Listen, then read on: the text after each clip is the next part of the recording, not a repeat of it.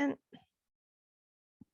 I want to welcome everybody to today's Lunch and Learn, our SALT Talks Lunch and Learn. My name is Patty Schramm. I'm the Parent Resource Coordinator Trainer for the SALT Talks series. We have today, I thought it was important that we discuss advocacy. It's such an important part, as you'll hear from our speakers today, it's such an important part of our child's confidence and social, other peers, and just how to relate to the community. So today we have Rachel Rice and we have Rhonda from the Warren County Board of DD. Rachel is the individual advocate there, and she's going to talk about her experiences and talk about advocacy. Now, if there's another group on here from another county, from an advocacy group or a county board, feel free to put your name or contact information and which county you're from in the chat box. So if there's another family on here from that county, they'll be able to know who's on here, who they can reach out to. But feel free to type that information in the chat box, or as I said, you can use the chat box also for questions. So I'm going to go ahead and turn it over to Rachel and Rhonda. And will you be sharing anything, Rachel? You want me to make you co-host or anything, or are you going to be? I don't have a PowerPoint. Okay. All right. If you want to share anything, let me know and I'll make you co-host. So okay. Thank you. Go ahead. Thank you, Rachel. So Voices Speaking Out, I've been part of the group of our Voices Speaking Out Self-Advocacy Group. I've been part of the group since 2014. Self-advocacy has been very important for me to learn how to speak up for myself. The Voices Speaking Out, our group, our mission is to teach others how to speak up for themselves. And we also do service projects. We have a goal to do about 4 service projects a year. We also attend various trainings for advocacy.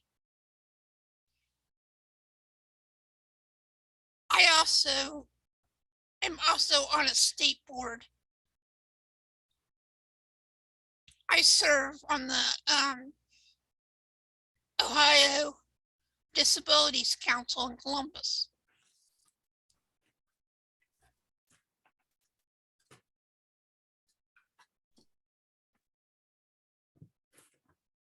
Our group keeps on growing.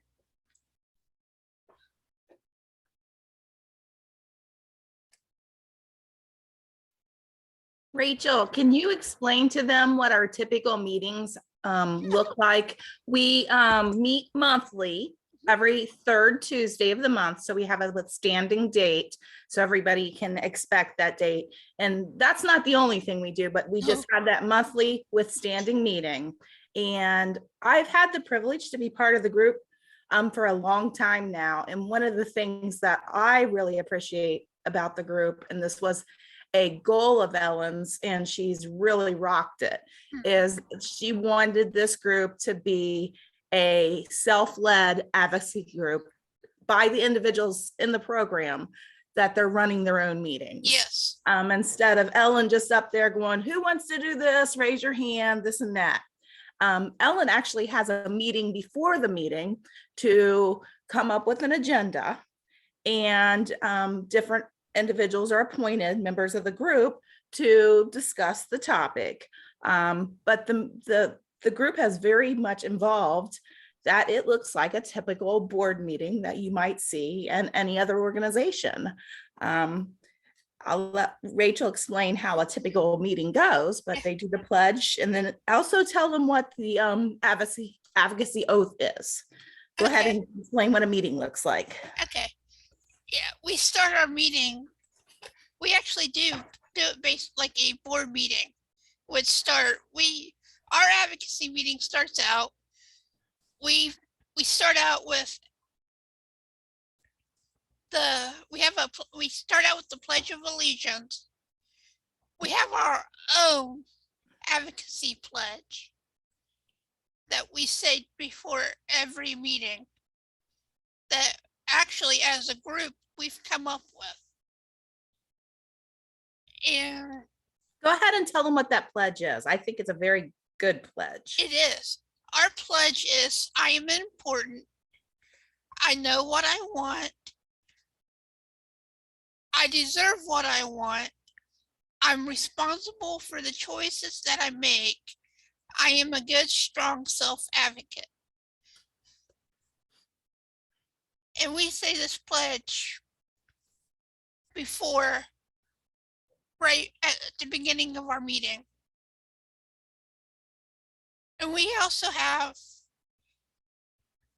and we go based on the agenda. Everybody takes turns. They all have a different part. And so we rotate each meeting who does what. But every month, usually a week before the meeting, we usually have what we call an officer's planning meeting. And that's where we have officers. We have a person. We have a president. We have a vice president. We have a sergeant of arms. And we have a secretary. And so each month, me and Ellen, we sit down with the group and we talk to them about Ellen stepped back, it's up to us to run our own group. So now I've stepped up to work with the group on what do they want to do? What do they want to talk about?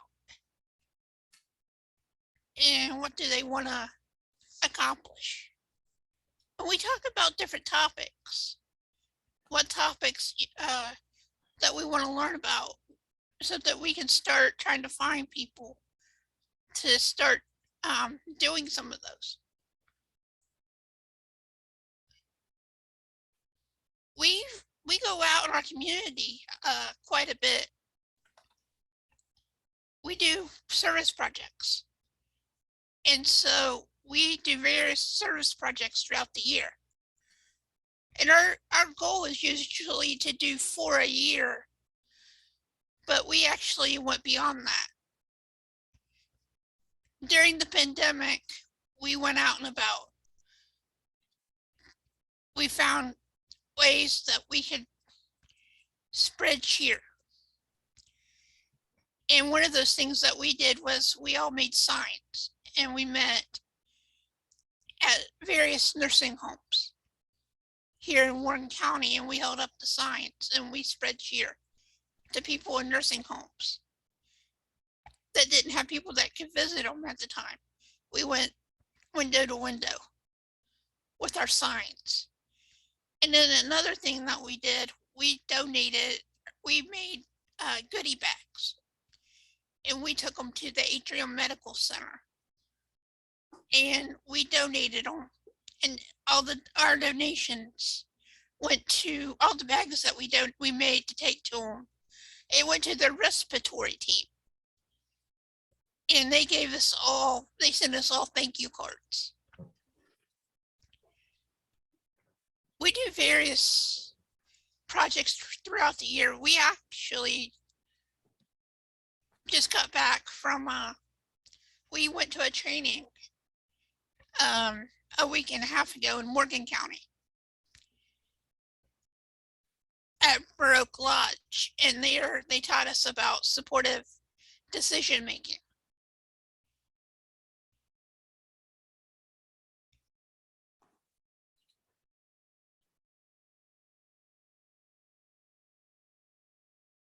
Yes, another thing too is very important. Members of the self-advocacy group attend our monthly Warren County DD board meetings on a monthly basis.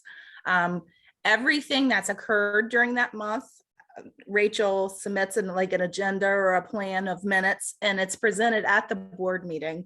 So all the members of the board know how active that the advocacy group has been.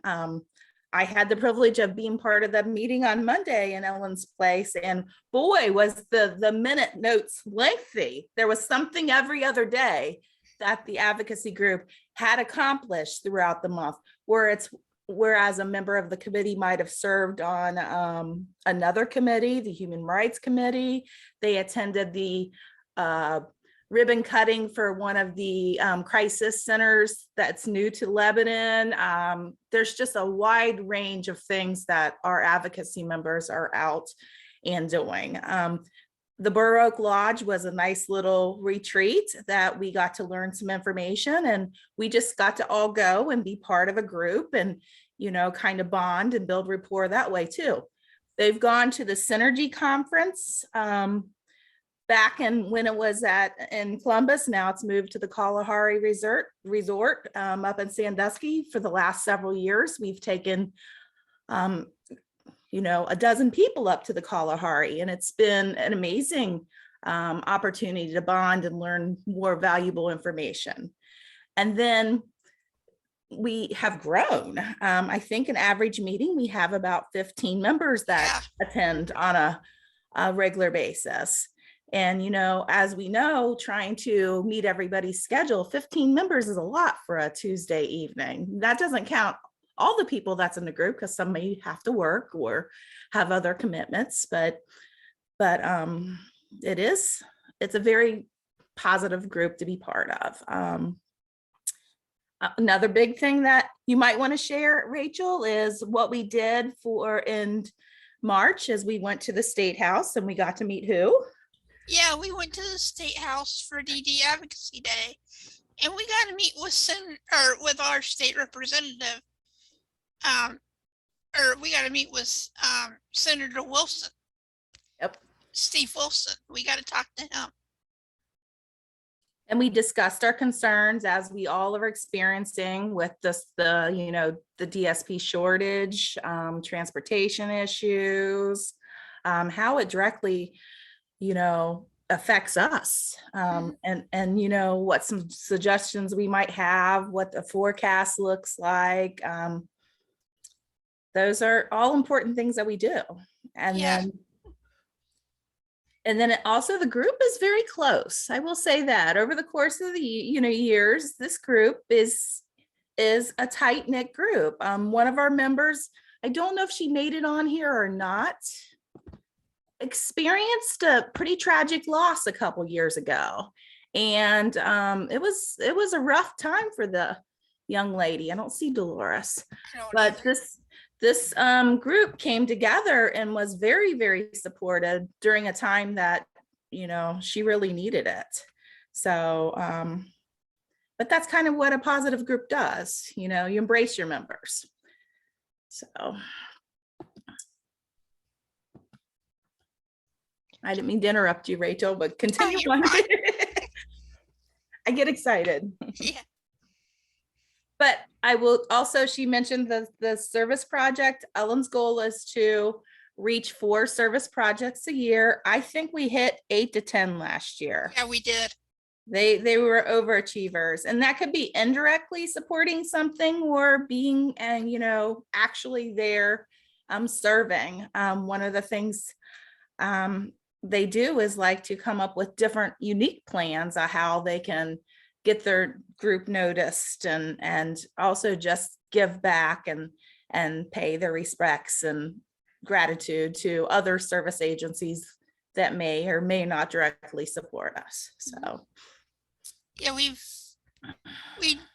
done everything from, we volunteer every time we get a chance. There was a question, Rachel, in the chat box, Rachel and Rhonda, and let me pull it up here. Oops. So Kathy was asking about in Ohio, if every county has a advocacy group. Do you know if every county does? I know there's a lot of them that do. Do you know if every county does? And then they have also a state group. Every county should have one. If not, your county, if the county a person that lives in, if they don't have one, if there's another county that's like not real far away, that's like close, like right next to that county, they might.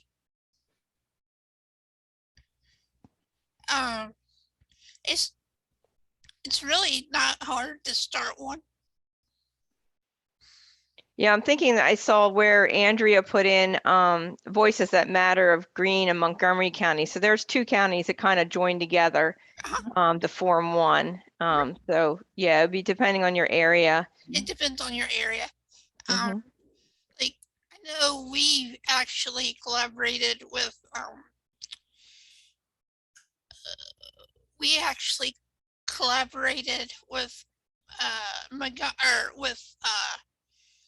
Butler at one time before the pandemic and everything happened.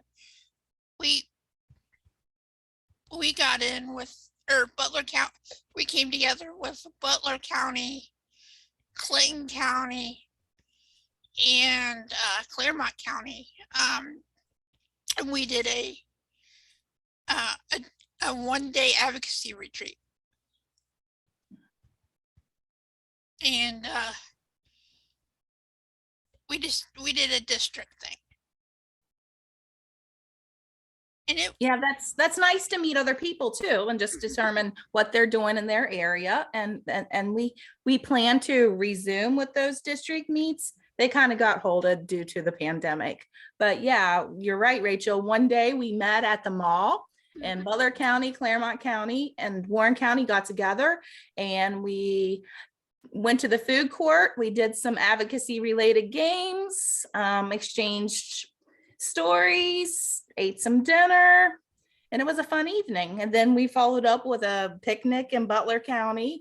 And that was the way we were moving. And then, March of 2020 happened and the world shut down. So hopefully our goal is to get back to those district regional kind of events as well too. So, but it's really up to the county person wanting to take charge. As we just said, we were in Burr Oak and Lodge, and that was in Morgan County. Morgan County is a very small county, and they have an advocacy group. So it's really up to, what's in place and then getting it started. And as Rachel said, it's not hard. It's just got to be a person willing to and passionate and caring and wanting this to, embark and move forward with it, embrace it and come up with a plan and grow it. And then I mentioned to Rachel before, there's the Columbus, up in Columbus, they meet Projectster. Isn't it like there's a training for leaders in advocacy as well that you participate in? Is that correct? Yeah. Yes. Yeah, with Projectster, they hold trainings throughout the year for people with that are wanting to become an Ohio leader. That's basically what Projectster is. And they hold 3-day trainings. And they do it across Ohio. They do it across different counties in Ohio. And anyone can sign up and take the training and do the trainings. They provide the material for everybody, for ones that do the training. They talk a lot. They get more in depth with advocacy, how how advocacy got started, different ways you can use self-advocacy skills. I went through the program. Several of our advocates have also been through it. And we're eligible to, if the ones of, once you are eligible, or once you go through the training, a couple times, or usually once or twice, several times a year, they hold where you can actually try out and be a statewide Projectster trainer. And the ones of us that actually have it, we can actually teach it, even though we're not, but we can try out to be a statewide trainer.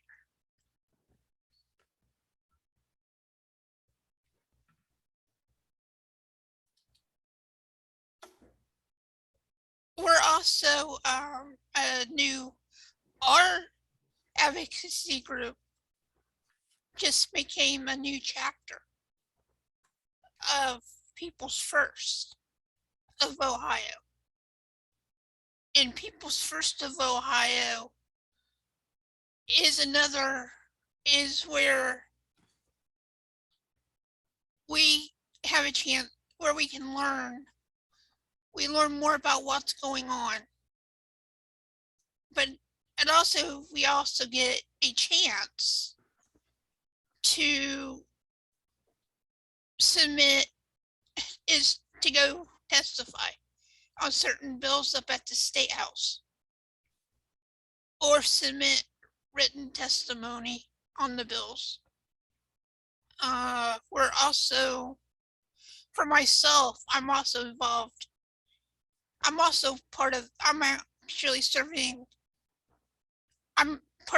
a board member for our county for the People's First of Ohio board.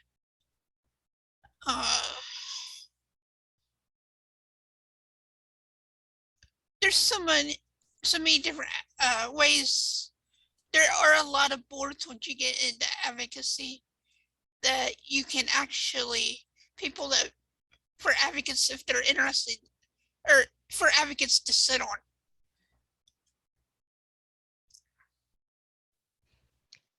As we wind down here, we're getting close to 12:30, but I wanted to find, in your experiences, like since you started, what would you say what's the largest impact being a part of an advocacy program? What kind of impact did that have on your life or your life experiences since you joined the advocacy group?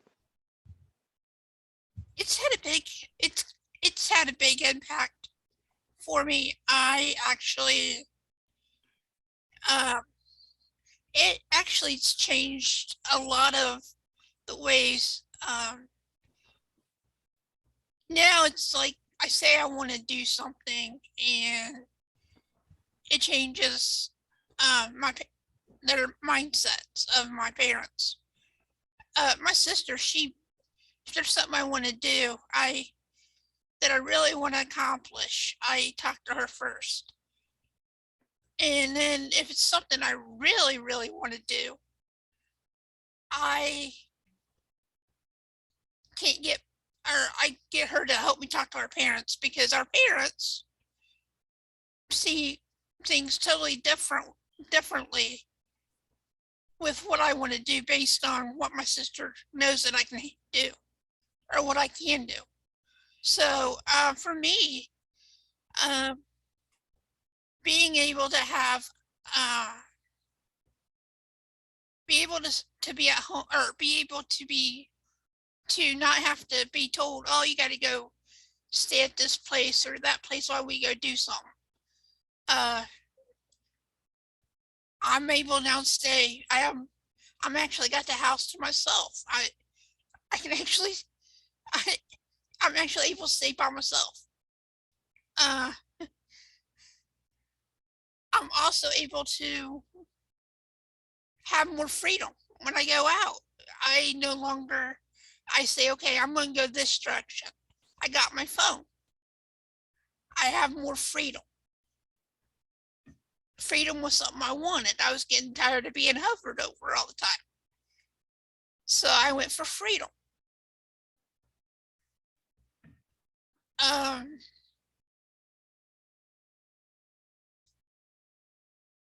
This is how I ended up working for the county board as the advocacy assistant. I wanted a job. Our parents said no. I pushed for community employment. I showed them. It wasn't about saying I can't do something. It was about, my attitude toward everything was, you say no, or did you say you don't know? So basically you say no. I look at them, I look at people in the face, and I'm like, okay. You say you don't think I can do it? I'll just show you. So my motto is for myself, and I tell people this, people think you can't do something.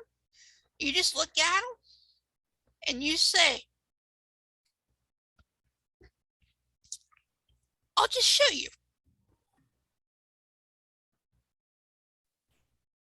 Just watch me. I will prove it to you. I think that's great with, the advocacy and the advocacy programs in each of the counties and how they give you that confidence, right? Yeah. To move forward as an independent person, and also be able to learn about, like you talked about, supported decision making and other topics like that Yeah. would impact your life. You also learn about that. I attended some of the ones in Butler County, and they were talking about voting. What problems do you have at the polls? Mhm. When you go, what are challenges are out there? And those kind of things that are talked about at your meetings. And then, of course, then you said about doing community events, getting out in the community, getting recognized by the community as part of the community. All great things. Yeah, it is. And it is. And the biggest accomplishment through my advocacy is everything I've been able to learn. Because I go to Columbus like constantly now. I'm in Columbus for some. I have to go back and forth to Columbus because I do that with my advocacy. I was able to go straight. I applied for the Ohio DD Council, Disability Council back in 2018. I didn't get selected, but and then in 2019 I was chosen. And so I've served on there, and now we're just waiting to see if I get reappointed now. So we're waiting on. But yeah, I'm not afraid to speak my mind anymore. Advocacy has helped me. Thank you, Rachel. That was all really good, important information. Helping parents see, what these groups are about. It's a positive experience. So if Rhonda and Rachel, if you could put your contact information in the chat box before we close out. For those who are on that are with Warren County, if you want to learn more, you can contact someone from Warren County. If anybody else is from Warren County, you want to put your information in there, that's fine too. If you're from a different county and you're looking for an advocacy group, I would suggest reaching out to your county board of developmental disabilities first. Maybe if you have a transition coordinator, SSA with that county board, ask them if there's a group. And if you're really stumbling, you can reach out to me or reach out to Rhonda or Rachel and see maybe they know a group in the county that you're in. But we're going to be winding down here. But thank you, Rachel, and thank you, Rhonda, for presenting today on advocacy. I think it's a very, very important topic and an important group for parents to make sure their children are a part of, or if you're a caregiver of a person, just to have your individual part of one of these groups. Yeah, that's basically what I've done is I had a lot of people come up and ask me about it. Advocacy, is it something you think I can do? Become part of a group. And I'm like, yes, I actually got 2 of my friends that are actually on my Special Olympic team involved. Oh, great. I got one of the guys involved and I talked to him about advocacy. I told him it would be good for him to learn. And he was like, can you talk to my parents about it and explain to them what you do, what advocacy is? And I did. And I invited him to come to one of our advocacy meetings to check it out. And yeah, he comes, my friend, he comes to every single meeting. He's actually the sergeant of arms for our group, and it's just great. I mean, it opened up like if you have somebody you know, you can check with that person to see if they will allow you to come to their meetings. And it's good to just go to a meeting and check it out if you're not sure about it first. Yeah, then there's no obligation. I mean, you go, if you like it, you stick around. If you don't, you tried. I mean, You get to meet a lot of people, right? Yeah, that's another thing that Rachel and Ellen's working on. I think on Monday, I think they're just doing a fun night. Like, let's go chat and bowl.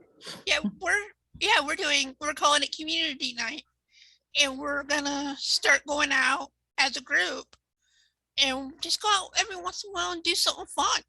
So we're gonna meet up at a bowling alley on Monday evening. We're eating at the snack bar, food from the snack bar, and everybody's gonna bowl. And bowling. So we're gonna do different activities at least once a month as a group. Well, that sounds wonderful.